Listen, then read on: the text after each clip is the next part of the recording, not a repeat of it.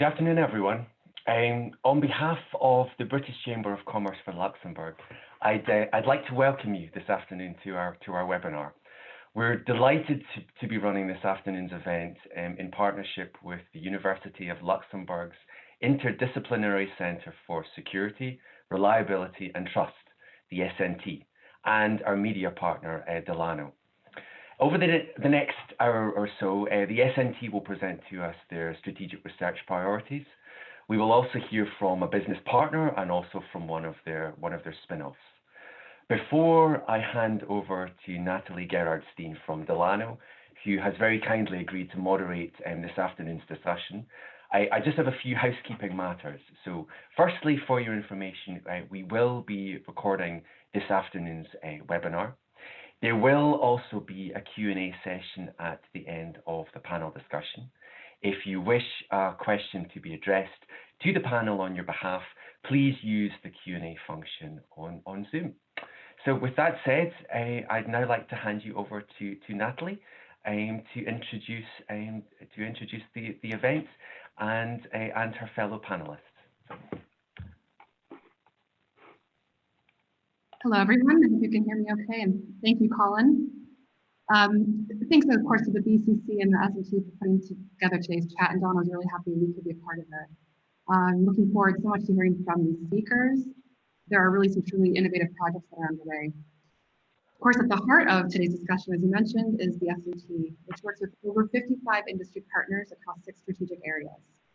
These projects can result in tech transfer, even the creation of spin-off companies, and we'll be hearing about a couple of those projects later during the chat. But first up, I'd like to welcome SNT's Carlo Duprell to tell us a little bit more. Welcome to the stage, Carlo. Carlo is the head of industry partnerships and the technology transfer office at the SNT. Prior to joining the university, he was director at Deloitte Luxembourg, and he's also the co-founder of the Mind and Market Initiative in Luxembourg, which brings together startups, researchers, project holders, investors, and corporations. Prior to joining Deloitte, he spent 12 years fostering research and innovation through the Luxembourg National Research Fund. So I'm looking forward to hearing you. We've talked about this. There's a variety of ways that businesses and academia can work together, but let's hone in specifically with the SNT. Can you tell us a little bit more about what sort of collaborations are possible? Yes, thank you, Natalie, for introducing me. First of all, I would say I have difficulties understanding your audio, but I think I got the question right. But generally, I mean, there are many ways of how academia and businesses work together. Many of them are well known, like joint chairs. Companies often sponsor conferences, of course, internships, donations, and all these kind of stuff we do too at the SNT. But we believe firmly in a specific model of cooperation with industry, which is what we call effective collaboration. So that means that we sit together with a company, discuss what are their business challenges. We present on our side what are the IT technologies that we master which could maybe address these challenges. And then we jointly define a research project, which typically spans multiple years. And we then, we have to all discuss the contractualization, IP clauses, a little bit of budget, but then typically we come to an agreement and we then execute this type of projects jointly together. So we don't consider ourselves as sort of a consulting company who works for somebody, but we consider ourselves as partners. So we work together with a partner to jointly solve their issue, but on the other hand, also giving us a nice scientific challenge and innovative challenge. And this model works quite nicely. We have now more than 50 partnerships with various companies, various sizes, small to large, based in Luxembourg, multinationals, and we are quite happy about it. I'm also very happy that Andre later on will give us more insight into how he sees from the ABBL, which is one of our partners, how he sees the added value for them. Mm-hmm.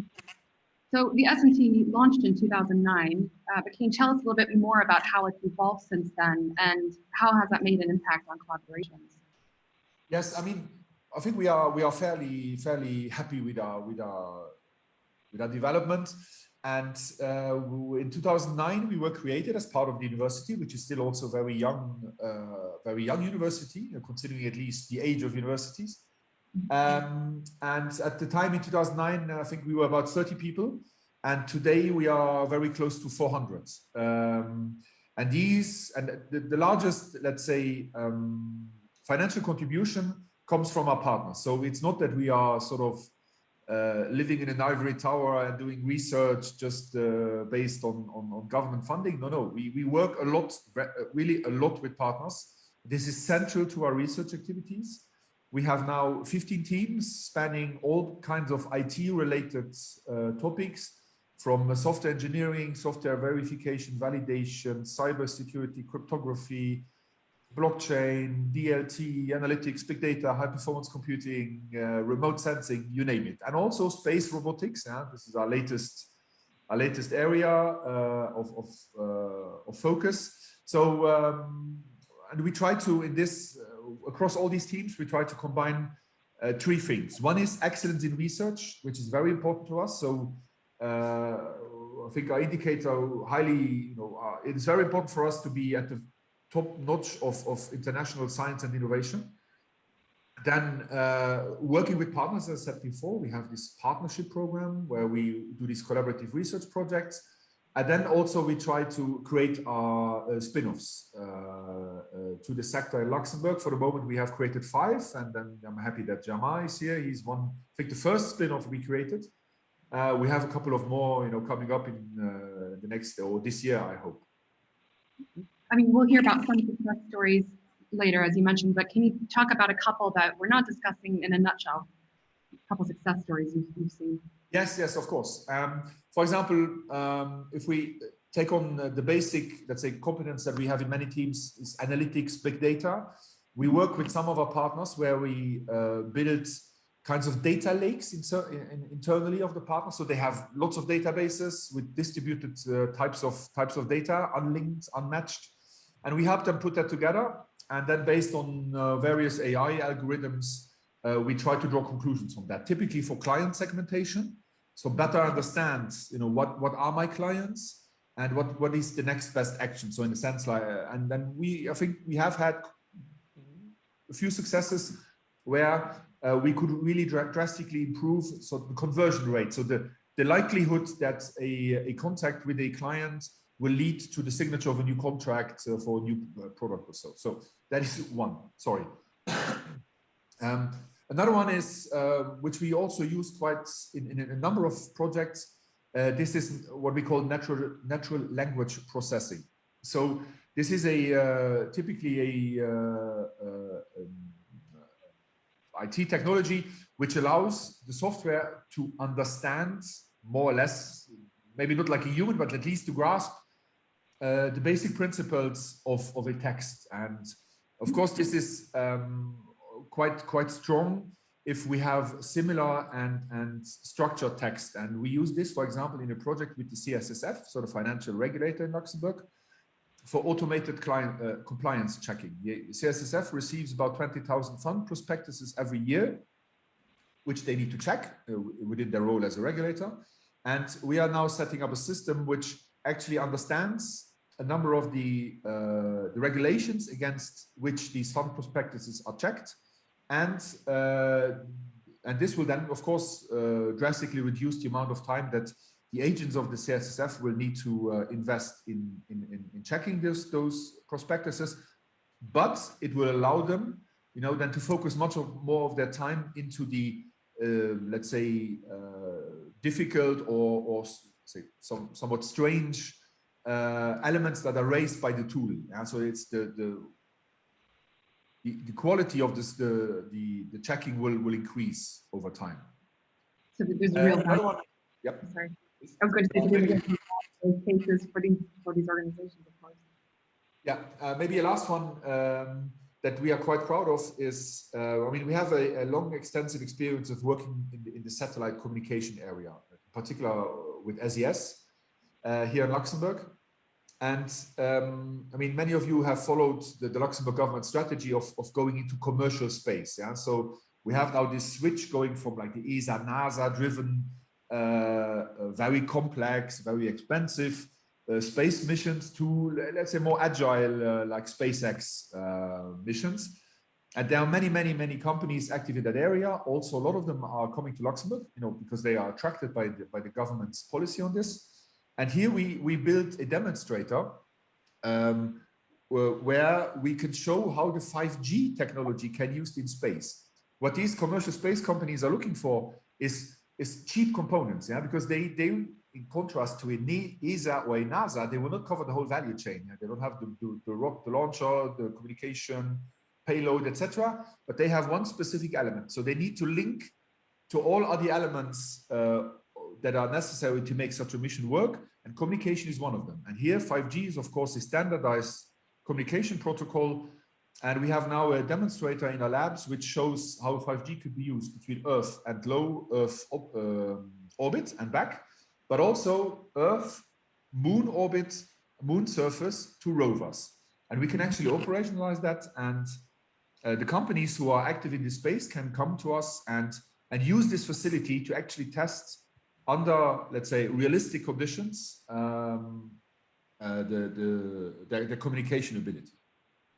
Okay.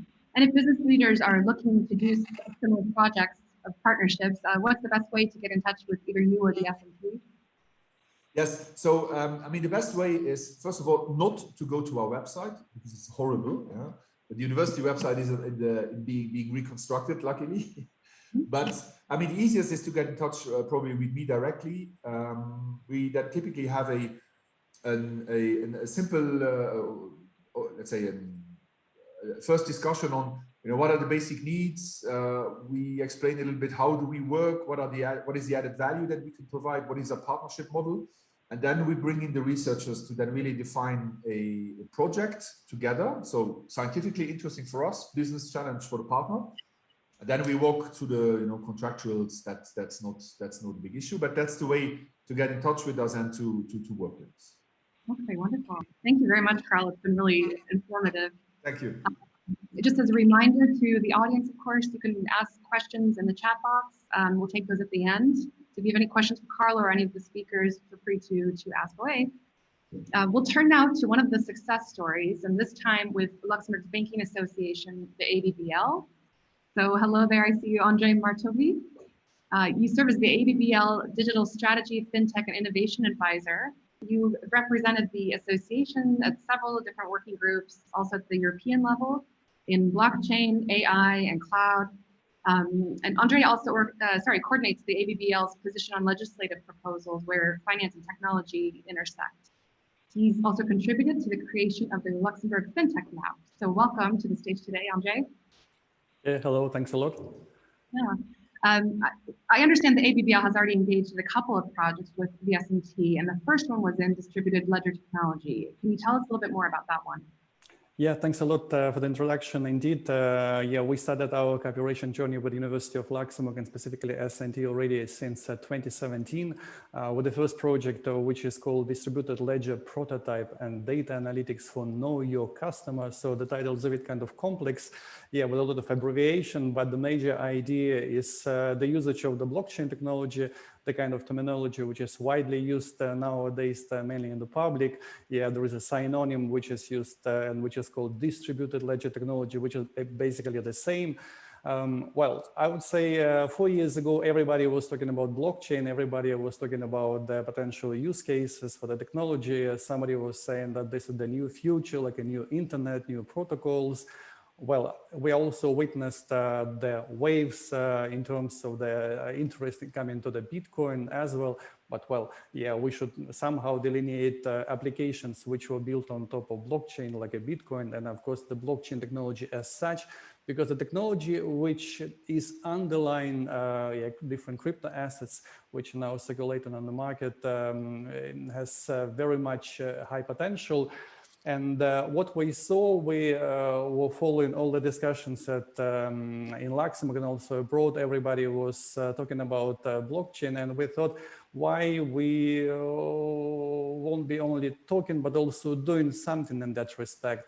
And we somehow understood that it's necessary to identify potential use case, specifically how to use blockchain technology for know your customer. So to be in a nutshell, everybody in the life here has to open a bank account. So everybody need to go to the bank here to open a bank account. And in that respect, you have all the time submit documents like, for instance, the copy of your passport, and then the copy of your proof of your residence, and then perhaps the tax number or matricule in Luxembourg. So those are the documents which are obviously collected by your bank from you.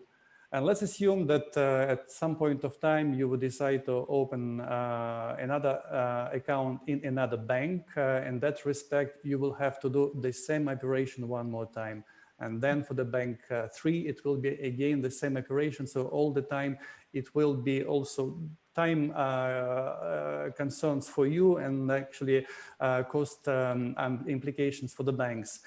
We invented the conceptual model where we would allow customer to share his own or her own personal data between one bank to another bank. So let's assume that you give a consent to your bank E. I trust you as a bank A to transfer my customer data to the bank B. In that respect, there will be no any kind of burden on your side to submit the documents all the time to different banks. And also it will be a kind of added value for the other banks because they will not invest their time. There will be no added costs, at least for the second and the third bank to collect the same documents from you. So the idea was simple and the use case was very interesting. So we conducted that project successfully in cooperation with the SNT, and we developed a proof of concept, which means a piece of software which allows sharing of this data by the consent of the user with different financial institutions. Mm-hmm. And I understand you worked with, is it 3 pilot banks on that project? Yes, indeed, because we understood that for working with such a complex topic with regard to the technology clashing compliance perspective, it was of utmost importance for us to get in touch with our members. So basically, we're a Luxembourg Banking Association, and we have different banks in as our members. What we have done, we launched a call for interested partners among all our association members, and we've got 3 members which were interested. Specifically, it's BGL BNP Paribas. The second bank is BNY Mellon, it's American bank, and the third one is Spurkes. So as you can see from the names, 2 of them, it's BGL, BNP Paribas, and Spurkes come mainly from the retail banking perspective.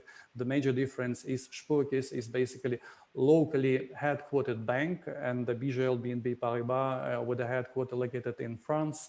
And BNY Mellon comes from United States, but basically not from the retail banking perspective, but from the fund industry point of view. So in that respect, we've got a kind of diversity of different banks, and each of them were interested to contribute to the project. We understood that the level of, let's say, comprehension of the topic is not equal among all of them, but some of the banks will bring to the table their expertise in terms of compliance. Some of them were interested to contribute to the discussion around the usage of the blockchain technology and how we can twist it to make sure that that kind of system could be run in a GDPR compliant way, and some other bankers were given their resources in order to make sure that we touch upon the business added value perspective and what are the potential commercialization journey which could come after that. So yeah, we really appreciated such kind of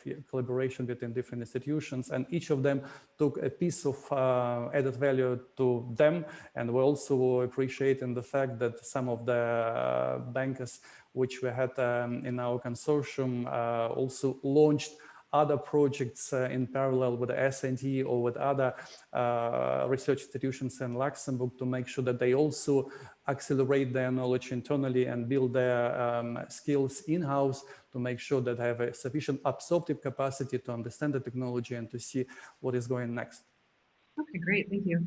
I know more recently you've actually done another project, so maybe you could talk briefly about this one because it has a really important real-world application, which is of course helping detect or prevent money laundering. Tell us about that one. Oh, yes, yeah, thanks a lot, Natalie. Indeed, just a few months ago, technically speaking, in January this year, we'll launch another project with S&T University of Luxembourg. It's about trustworthy artificial intelligence for instant anti-money laundering due diligence. So in that respect, again, a long subject, but anyway, it's the same story. It's about making compliance not too much costly for the banks, first of all. And secondly, but we changed the technology. If for the first project we were thinking about the, and we were testing the blockchain technology as such, for the project number 2, we're about anti-money laundering. We're about artificial intelligence, and to double check to what extent that technology could be used not for the know your customer, because to be in a nutshell, know your customer is the first stage of your interactions with the bank. Anti-money laundering, actually, it's the piece of laws, regulation, and procedures which intended to prevent criminals from disguising illegally obtained funds as legitimate income. So in that respect, the idea will be to understand to what extent the customers, which normally banks have, let's say, do not make any kind of illicit activities in-house, and the usage of the AI is given to the project participants in that respect to understand to what extent AI could be used to trace and monitor specific illicit activities. Like in our project now, we focus on the 3 sub-stages of the customer due diligence process. It's technically speaking payment screening, sanction screening, and transaction monitoring. And we're also happy to see that this time we have a large number of partners interested in the project. So like a banking cycle, we joined our project Banque de Luxembourg, LuxHub, then Indosuez by Crédit Agricole, KPMG, Spurkes, and Wavestone. Those are the partners which we have this project. And also we have as observer CSSF and Central Bank of Luxembourg, which also gives a signal of the importance for this project for the whole community in Luxembourg, specifically banking sector. Okay. I think you just quickly tell us what advice you might give to other organizations considering to partner with S&T. First, a few things which were impressed, actually, it's kind of well-organized team spirit what comes with regard to the our counterparts from S&T. It's high level of professionalism, scientific rigor, which they have with all the details, what concerns any topics to be discussed at the project, and everybody, when our partners from S&T come with the idea, they normally test this idea either in the context of the different conferences or as a part of the peer-reviewed publications, which is very high appreciated to make sure that in terms of the technology and the concept, there is a kind of no doubt with respect of the robustness of the proposals. What we would suggest for partners, for future eventual partners of S&T to take into account is, first of all, they need to identify your problem in advance, which means the problem which you would like to tackle in cooperation with the external partner like University of Luxembourg and S&T. The second important thing is to find the right people in-house who would be able to contribute to the project. I'm looking about the people coming from you as a partner organization, and of course, again, what concerns partner from S&T. Put necessary resources in terms of time, because any project needs some kind of time allocation, which means that the people whom you delegate to the project have to have sufficient time available. And regular meetings are of utmost importance. At least in our case, we meet almost on a monthly basis to make sure, specifically at the early stage of the project, such a intensity of interactions have to be assured in order to make sure that we identify all the problematical areas in the beginning in terms of the use case, in terms of the scoping, and then afterwards there will be no surprises in terms of the kind of diversions of the project afterwards. Okay, wonderful. Thank you very much for this. The 2 projects are very interesting, so thanks for sharing more about them. I'll need to switch gears now. We're going to say goodbye to you and bring Herman Castigliani to the stage now, please. This is actually the university. Hi. So this is actually the University of Luxembourg's first ever spin-off that was launched in 2014. So he's the CEO of Motionus. Herman has served as a research associate at the SNT and a research fellow at the University of Luxembourg. He's also been involved in a number of research projects in networking and mobility. He's also an adjunct professor in management at Sacred Heart. I know at the heart of Motionus's mission is sort of to empower clients to design and implement new data-driven products and services in smart mobility, insurance, and the automotive industry. But can you tell us a little bit about how Motionus has sort of evolved since those early days? Yeah, actually, Motionus, as you said, was the first spin-off of the University of Luxembourg, and everything started with a, we didn't have at that time even a research project. We were discussing about how to distinguish, how to identify harsh maneuvers of driving with smartphones. We are talking about 2012, so almost 10 years ago already.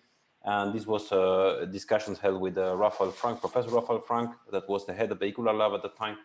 And we started doing some experiments. Those experiments, were successful. We wrote some papers. We grabbed the attention of some insurance companies locally.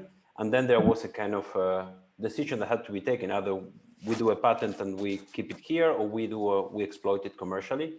And actually, we decided to spin off and to create a spin-off in 2014. And from there, actually, we are not using anymore the IP we created at SNT. We created a new IP, but of course, the know-how that we got during those early years was extremely necessary and valuable, of course. And today we focus more on I would say, on a larger view in terms of risk assessment. We don't work only with the smartphone data. We work with the data coming from moving vehicles, car data, black boxes, dongles, and we provide services mostly to insurances, to develop connected insurance products, and also to fleet for fleet optimization, safety coaching, etc. Okay, thank you. I know you'd mentioned before, you said you were partnering with some insurance companies, of course, in the past. What sort of support did you receive to help sort of bridge that gap from research to business? So actually, when in 2012, I think the SNT had 3 or 4 years old only, so there was no TTO. But however, when we started grabbing the attention from external to exploiting that piece of IP that we built, we had a lot of support at the lab from external consultants hired by the SNT that guided through, I would say, the path of industrializing what we were doing. Actually, one of these consultants was also part of the Motionus story, I would say. He's also a shareholder of Motionus. I think that also the support that we got from Fonds National de la Recherche through a POC, proof of concept, that at that time was the only instrument to fill the gap between, I would say, research and some business exploitation, was really good. We got substantial funding there that helped us to shape our, I would say, research artifact, our patent, into something that the potential customer could use. And at that time, we grabbed the attention of Valois Insurance in Luxembourg, and we launched the first mobile driving campaign, which was called Game of Roads, and then there were a couple of evolutions. But I think the support from SNT internally through external consultants plus FNR, I think was crucial for deciding to spin off and going forward. After that, of course, we continue having support from the Luxembourg environment, I would say the public. We did successful RDI, so Recherche, Développement, Innovation, and Process Innovation project with MECO, and also Young Innovative Enterprise. At the time we got the first round of investment, we could also apply for a grant to do matching funds with the investment we got. And the latest project that we got was with FNR, but an industrial fellowship is the first time Motionus, as a research-based spin-off, is also co-supervising a PhD on the topic of insurance models for connected and autonomous vehicles in collaboration with the University of Limerick in Ireland. So actually we had support for spinning off, to grow the platform, but also to look forward, in terms of perspective. We will not sell maybe the results of the PhD next year. It's more a prospective work and preparing the field. But that's why I always say that Luxembourg is a very nice place to run this type of business and startups. Definitely. Obviously, some of the insights you can garner through your applications are things like fuel consumption, how people are driving cars, which obviously has some real practical implications for companies you are working with. Can you tell us, one, a little bit more about that, and then also future looking, sort of what your own vision of mobility is for the future? Yeah, in terms of your first question, so what are the implications on the companies we work with? If we focus mainly on insurance, I think it's a very harsh work to convince them to get data-driven. So we do projects there, but it's more, I would say, an evangelist job, what we are doing, because of course, we can anticipate risk, we can calculate the exposure of risk of someone thanks to the mobility data, but the insurance pricing models that they are up and running today are mostly based on, I would say, on a posteriori view. So we wait to have claims, then we calibrate the model and we use it for the rest. Now we have with data, with analytics of the data, the opportunity to understand those risks before they happen. And that's a change in mentality that we are trying to push forward thanks to our platform, and going beyond also, I would say, motor insurance, car insurance, but also thinking of how to ensure your mobility as a whole. And that I connect to your second question. I think that mobility in general is today characterized by three things. There are many pillars, I would say, but the three that I consider the most important are electrification, of course.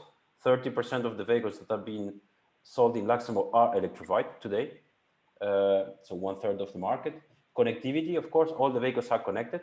The OEMs are having their own data platforms to produce their own data. So there is no need for smartphones to produce data, no need for external device. The data is on the car and available to third-party players like Motionus. And the third component is the change in the ownership. There was a flip in the last years between you going to the dealership, buying a car, but buying, I would say, right now what you buy is a mobility offer. So you can take a car which comes also with, I don't know, charging infrastructure for the electric vehicles, which comes also for options to switch your vehicle when you need a diesel vehicle for longer trips, with the public transportation. So we switch from a one-to-one ownership of a vehicle to one-to-many to satisfy all your mobility needs. And there, the data business is crucial, because in order to anticipate the needs of mobility, you need to understand what is the profile of the person, what is the trips they are doing, the needs they have, etc. This is definitely going to be a space to watch. So we're looking forward to seeing sort of what else Motionus is coming up with. So thank you very much, Heron. Thanks to you. And to all contributors for your insights. This has been really nice to be a part of it all. I'm going to pass the floor back now to Colin, who will lead the Q&A from our audience. As I see there's some questions, but feel free to keep those questions coming in. Thank you.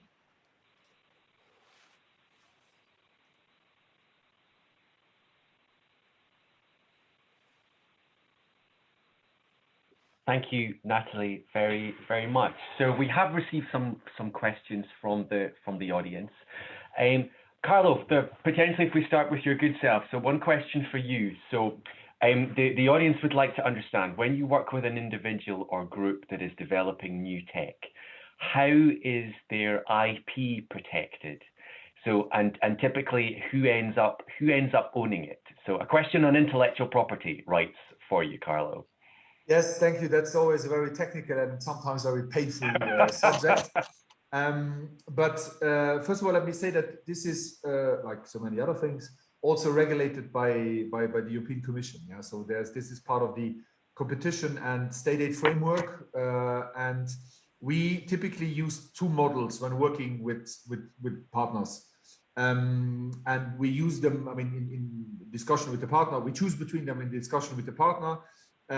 One is sort of what we call the ownership follows inventorship model, where the person who invented, who is the main inventor, or those persons, multiple, who invented this asset, this IP asset, are the owners. And then, of course, in Luxembourg, you have the ownership of IP within companies is always de facto transferred to the company as such. Yeah. And this is one model that we use. So ownership follows inventorship, where then, of course, in our partnerships, we couple, this is that ownership, but you need to couple that with usership. So then the entity who owns the IP gives also a free license, a free non-exclusive license to the partner, so that he can actually also benefit from the joint work, but he's not the owner.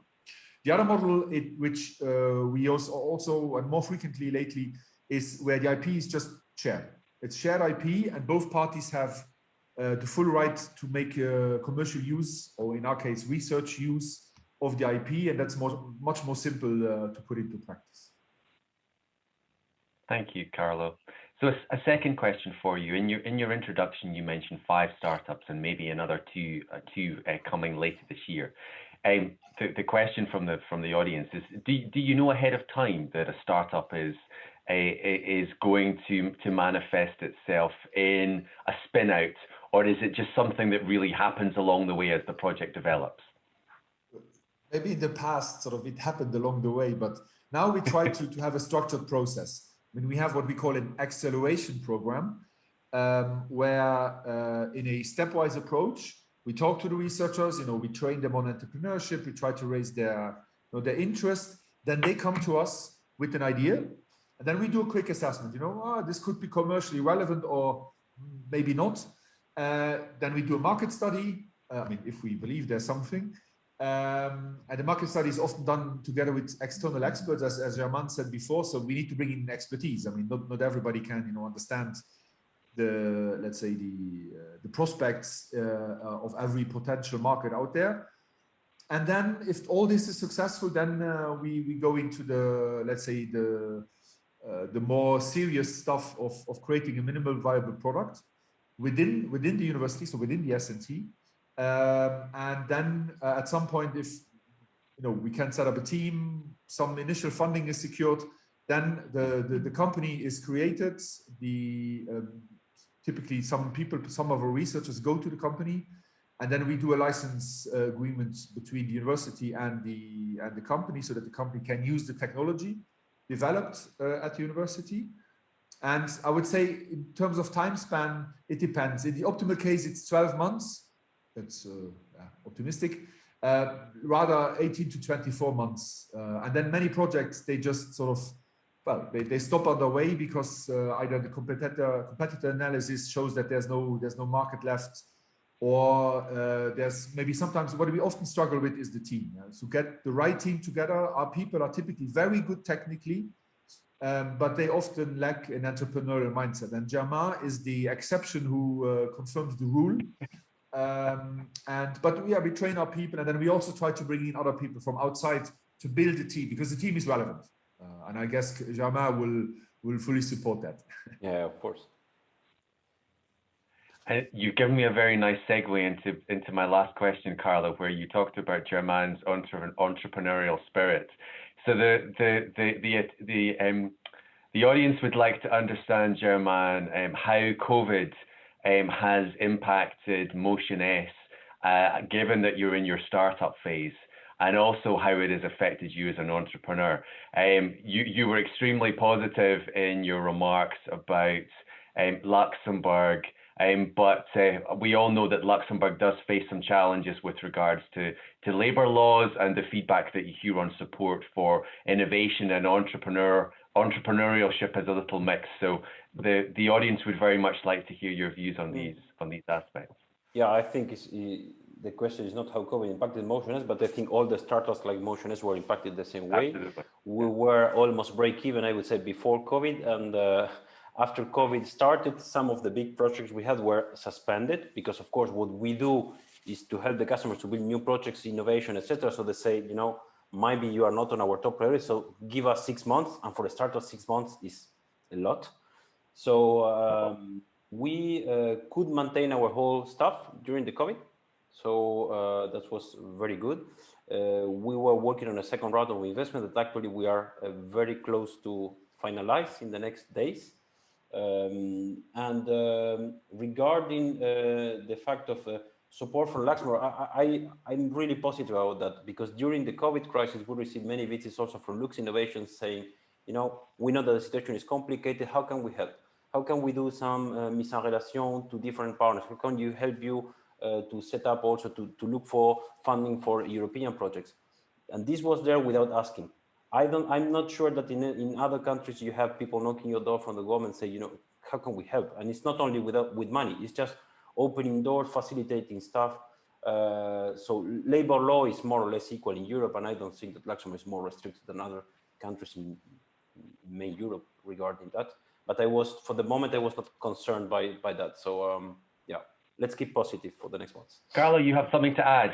Yes, I would like to add. I mean, I still remember, I'm active now in the, let's say, area of innovation for about 15 or 20 years. I still remember like 20 years ago, there was like, what, 5 startups in Luxembourg. I mean, Technopole had maybe 10 companies or so.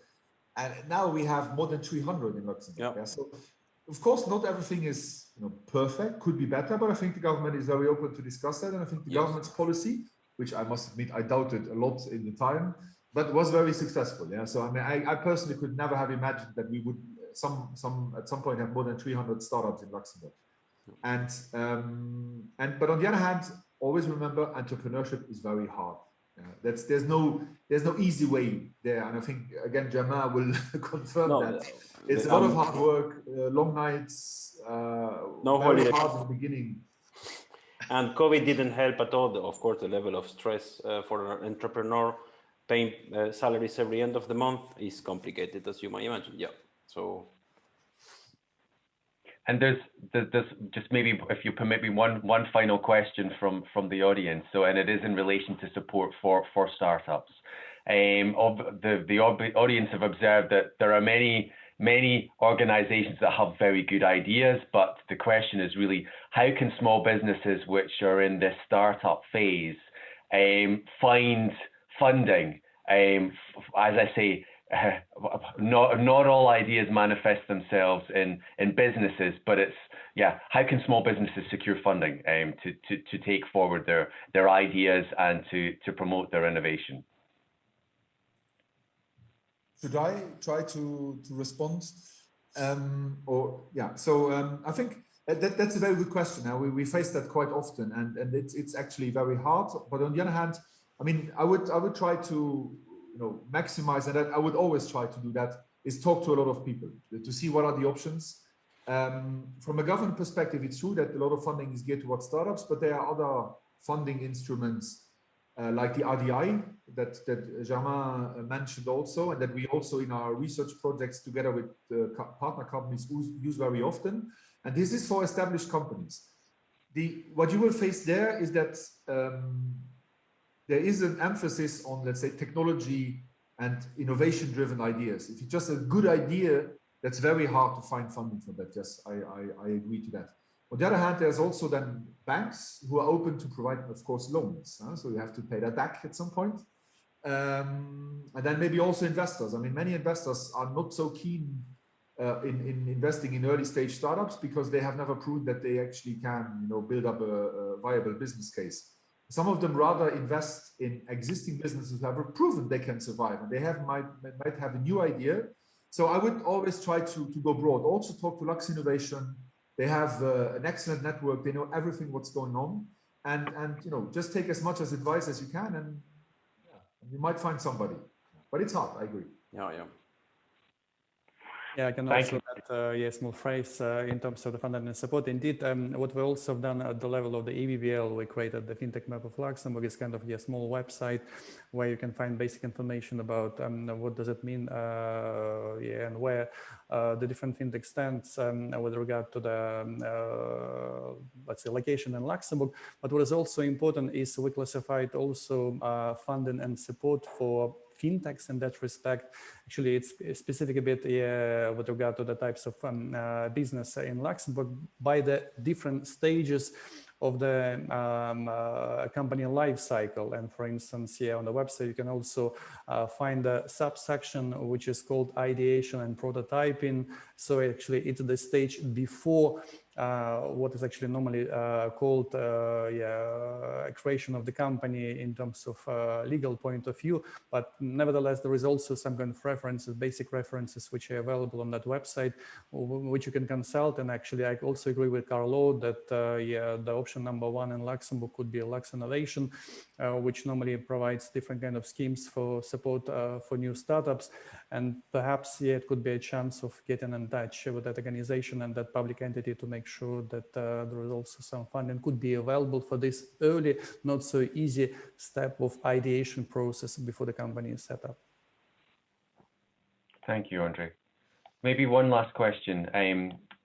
you've mentioned how supportive Luxembourg is towards research and development, Carlo, Jermaine, Andre. Do you think that there are, or do you believe that there are any gaps in the support that Luxembourg currently provides? And if so, how do you think that those could best be filled? I mean, I can try to reply, but I think that the catalog of funding that you have, for example, at the level of the Fonds National de Recherche is really complete and covering a lot of stages, you know, and a lot of ways of collaborating with industry, without industry, with external people, without external people. I think the instruments we have are really good. Of course, you need to go to the guidelines, you need to apply it. It's a painful process sometimes, but the funding is there. For some of the calls that you have there is substantial amount of funding and might be not a lot of projects. So the chances that to get the project are still high, I would say, compared to other countries. So from my personal perspective, we are well positioned, but maybe Carlo has another opinion. No, let's say we can have let's say a very differentiated discussion, but not publicly. But I would say the last big gap that was still there, in my opinion, has now recently been closed, and that was, you know, we had all kinds of, as Jamal said, all kinds of programs at the FNR side, which are dedicated mainly to the public research institutions, university, LIST, etc. And then you have the Ministry of Economy funding, which is geared towards companies, obviously. And there was no proper link between both. So the research centers and the companies had to make this link on their own, which sometimes works, sometimes doesn't. But now, just recently, they launched a joint call together, I think, and also managed by Lux Innovation in the area of health tech. And I find that's an excellent initiative. Yep. Because then it makes really this is a seamless cooperation then between public sector, research institutions, companies, and funders of companies and funders of the public research. So I would agree.